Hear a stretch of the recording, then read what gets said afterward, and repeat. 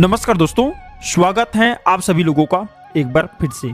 जैसे कि आप हमारे वीडियो के टाइटल में देख ही चुके हैं कि तुलसी के इस टोटके से 24 घंटे में बदल जाएंगी आपकी दुनिया। जी हाँ मित्रों, आज मैं आप लोगों को देवउठनी एकादशी संबंधित संपूर्ण जानकारी बताऊंगा। हिंदू पंचांग के अनुसार कार्तिक महीने के शुक्ल पक्ष की एकादशी को देवउठनी एकादशी के नाम से जानते हैं। इसे कई जगह देवोत्थान एकादशी भी कहते हैं। और ये 2022 में इस वर्ष हम 4 नवंबर को देवउठनी एकादशी के व्रत रखा जाएगा। और इस दिन भगवान श्री हरि भगवान विष्णु जी की हम सब पूजा करते हैं। और धार्मिक मान्यता है कि एकादशी की तिथि को सच्ची श्रद्धा और भक्ति भाव से भगवान विष्णु जी की पूजन करने से, उपासना करने से साधक के सभी प्रकार की मनोकामना पूर्ण होती हैं। सनातन धर्म में निहित है कि देवउठनी एकादशी को भगवान विष्णु जी अपने योग निद्रा से जागृत होते हैं, अर्थात योग निद्रा से जागते हैं। और इससे पूर्व 4 महीने अर्थात चतुर्मास के दिन में भगवान जो विष्णु जी क्षीर सागर में सोते हैं। तो यह भी कहा जाता है कि इस दौरान जैसे कि भगवान विष्णु जी देवशयनी एकादशी के दिन सोते हैं तो 4 महीने तक कोई भी मांगलिक कार्य नहीं किए जाते। 4 महीने तक जो सृष्टि का कार्यभार होते हैं भगवान शंकर जी संभालने का काम करते हैं। लेकिन देवउठनी एकादशी के बाद सभी मंगल कार्य शुरू हो जाते हैं। भगवान विष्णु जी योग निद्रा से उठ जाते हैं। देवउठनी एकादशी से जैसे कि शादी है, सगाई है, जितने भी मांगलिक कार्य कहे जाते हैं ये सब शुभारंभ हो जाते हैं, आरंभ हो जाते हैं। आसान शब्दों में कहे जाएं तो मांगलिक कार्य जितने भी होते हैं देवउठनी एकादशी से शुरू हो जाते हैं। तो आज के जो हमारे वीडियो का विषय बहुत ही सुंदर है। आज मैं आप लोगों को एकादशी संबंधित संपूर्ण जानकारी बताऊंगा। साथ ही इस वीडियो में मैं आप लोगों को बताऊंगा कि देवउठनी एकादशी के दिन हमें क्या करना चाहिए जिससे हमारे अध्यात्म उन्नति हो। अध्यात्म उन्नति के साथ साथ हमें मोक्ष की प्राप्ति हो। मृत्यु के बाद व्यक्ति को मोक्ष ही चाहिए। साथ ही इस वीडियो में मैं आप लोगों को बताऊंगा कि देवउठनी एकादशी के दिन तुलसी मैया में कौन सी ऐसी चीज चढ़ाने से 24 घंटे के भीतर में हमारे मनोकामना पूर्ण हो जाती है। तो यह वीडियो ध्यान से देखिएगा। देखिए, प्राचीन ज्ञान चैनल का मकसद है जनहित एवं जन कल्याण करना। हम हर दिन बोलते हैं, आप सभी दर्शकों को फिर से बताना चाहेंगे, आप हमारे वीडियो को देख रहे हैं, आप हमारे व्यूअर्स नहीं बल्कि आप हमारे परिवार के हिस्से हैं, आप हमारे परिवार के लोग हैं। हमारे इस वीडियो में व्यूज आए या ना आए, सब्सक्राइबर बढ़े या ना बढ़े, इससे हमें किसी भी प्रकार का कोई फर्क नहीं पड़ता।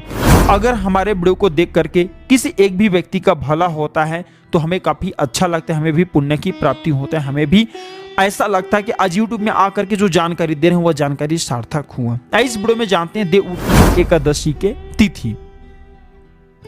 इससे पहले वीडियो में आगे बढ़ने से पहले कमेंट बॉक्स में अभी तक ओम नमो भगवते वासुदेवाय नहीं लिखे तो लिख दीजिए। साथ ही साथ वीडियो को लाइक कर, चैनल को सब्सक्राइब कर हमारे सपोर्ट जरूर करना ताकि हमारे मनोबल बढ़े और आप सभी दर्शकों को इस प्रकार ज्ञान भरी अच्छे से जानकारी वीडियो दे पाए।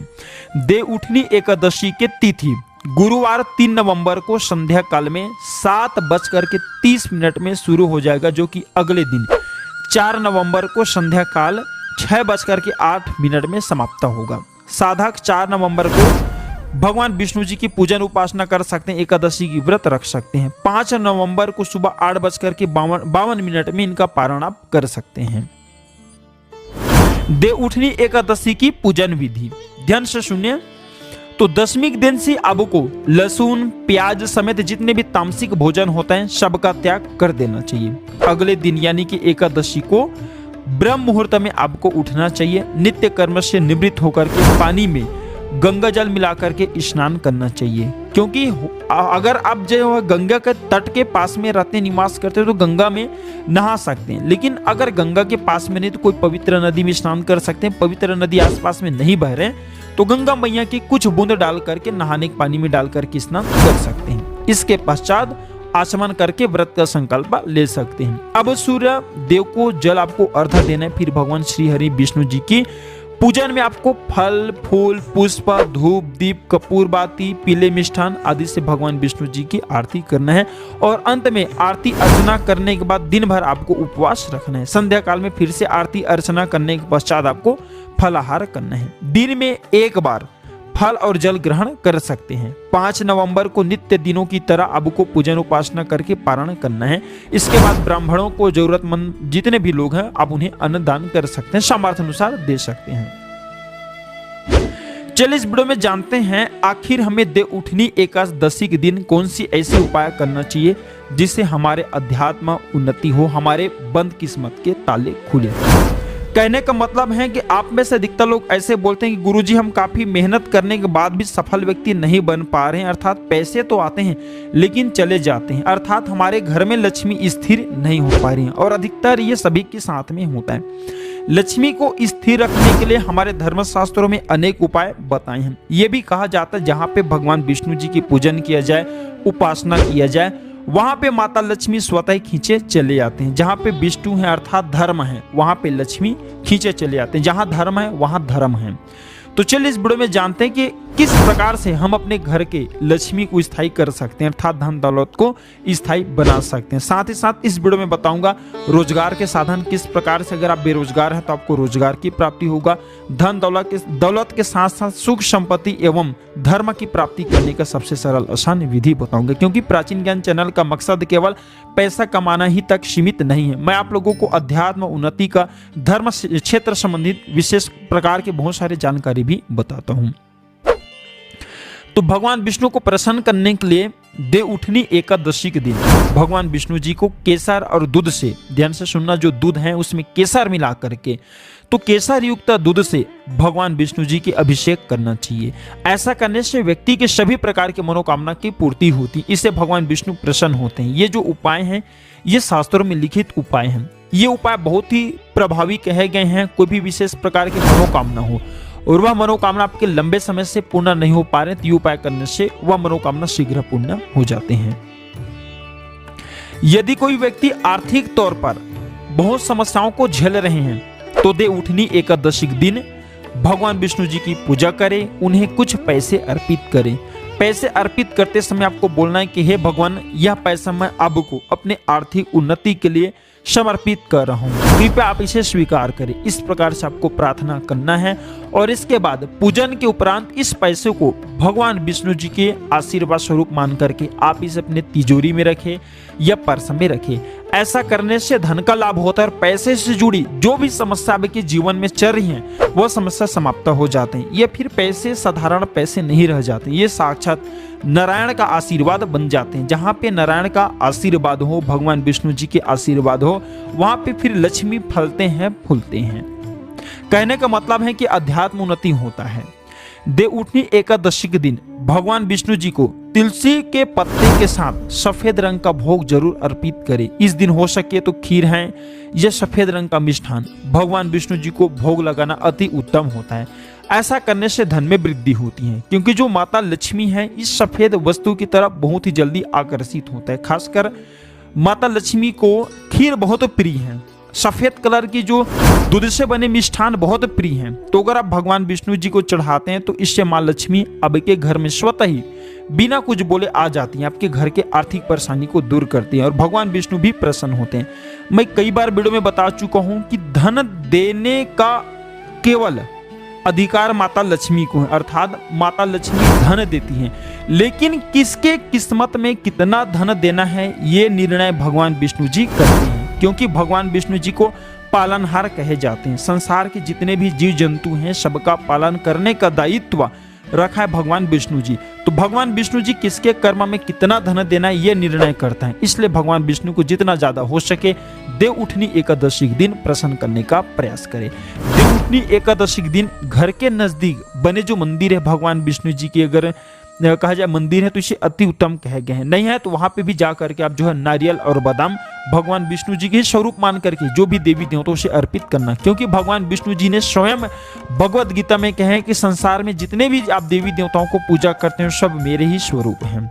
इससे आपके रुके हुए जो भी कार्य हैं वह कार्य पूर्ण हो जाते हैं और उनका परिणाम आपको तत्काल मिलता है। जो आसपास के आपके मंदिर है वहां पे संध्या काल के समय में नारियल और बादाम जरूर अर्पित करना। बादाम की संख्या 5 रखना। साथ इस वीडियो में आइए जानते हैं कि देवउठनी एकादशी पर ये 18 बातों का विशेष रूप से आपको ध्यान रखना है, आप सफल हो जाएंगे। सफलता प्राप्त करने के लिए कौन सी ऐसे 18 विशेष रूप से जो उपाय हैं, जानकारी है, आइए जान लेते हैं। फिर से गुजारिश करना चाहूंगा कमेंट बॉक्स में ओम नमो भगवते वासुदेवाय नहीं लिखें तो लिख दीजिए। भगवान इससे आपके ऊपर प्रसन्न होते हैं और आपकी भी भक्ति बढ़ती है। तो देवउठनी एकादशी पर तुलसी विवाह करें हैं, विष्णु जी की आप पूजन करें तो विशेष रूप से कुछ आपको सावधानी रखना चाहिए, या फिर आप हो सके तो ये उपाय जरूर करना, ये सावधानी जरूर बरतना। तो तुलसी के पौधे के चारों तरफ आपको स्तंभ जरूर बनाना चाहिए, फिर उस पर तोरण जरूर सजाना चाहिए, रंगोली से अष्टदल कमल जरूर बनाएं, शंख, चक्र और गाय के पैर, ये तीनों चीज जरूर बनाना चाहिए। ऐसा माना जाता है इस दिन शंख, चक्र और गाय के पैर बनाए जाते हैं तो ऐसे घर में भगवान नारायण तथा माता लक्ष्मी स्थायी रूप से वास करती हैं। इनके दिव्य शक्तियां सूक्ष्म रूप में आपके घर में वास करती हैं। तुलसी के साथ आंवले का गमला इस दिन जरूर लगाना। तुलसी के साथ साथ आंवले का भी पूजा जरूर करना, क्योंकि आंवले को विष्णु जी अर्थात नारायण जी के स्वरूप कहे गए हैं और तुलसी माता को लक्ष्मी के स्वरूप कहे गए हैं। जिस प्रकार नारायण के बिना तुलसी अधूरी, उसी प्रकार तुलसी के बिना नारायण भी अधूरी है। अर्थात भगवान जो नारायण हैं ये आंवले के स्वरूप में विराजमान होते हैं, माता तुलसी जो है ये लक्ष्मी के स्वरूप कहे गए हैं, तो माता लक्ष्मी तुलसी के स्वरूप में विराजित रहती हैं। इस दिन हो सके तो तुलसी का पंचोपचार से पूजा जरूर करना। दशाक्षरी मंत्र तुलसी का अब जो है जरूर जपना। माता तुलसी जी के दशाक्षरी मंत्र इस प्रकार से हैं: श्रीम ह्रीम क्लीम एम वृंदावनीय स्वाहा। ये दशाक्षरी मंत्र है माता तुलसी जी की। इससे माता तुलसी बहुत प्रसन्न होती है। इस दिन घी का दीप और धूप जरूर दिखाना।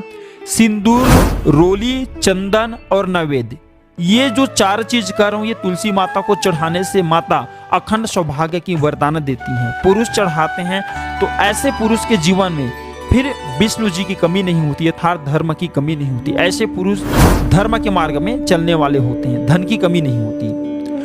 हो सके तो इस दिन तुलसी माता को वस्त्र अलंकार से सुशोभित वस्त्र अलंकार आपको भेंट करना है। लक्ष्मी का अष्टोत्र या दामोदर अष्टोत्र ये जो पाठ कहे गए हैं ये आपको जरूर पढ़ना चाहिए। तुलसी के चारों ओर दीपदान जरूर करें। ऐसा माना जाता है जो भी व्यक्ति तुलसी को एकादशी की तिथि में दीपदान करते हैं चारों तरफ, तो ऐसे व्यक्ति को मृत्यु के पश्चात कभी भी अंधेरे की प्राप्ति नहीं होती। कहने का मतलब है कि जो आप दीपदान करते हैं वह दीप प्रकाशित होते हुए आपके जीवात्मा को स्वर्ग तक पहुंचाने में मदद करती हैं। हो सके तो इस दिन दीपदान जरूर करें। और दीपदान करने से हमारे पूर्वज की आत्मा को भी शांति मिलती है। जो हमारे पूर्वज किसी कारणवश नरक में भोग रहे हैं, किसी कारणवश उन्हें स्वर्ग की प्राप्ति नहीं हो रही, तो दीपदान करने से उन्हें स्वर्ग की प्राप्ति होता है।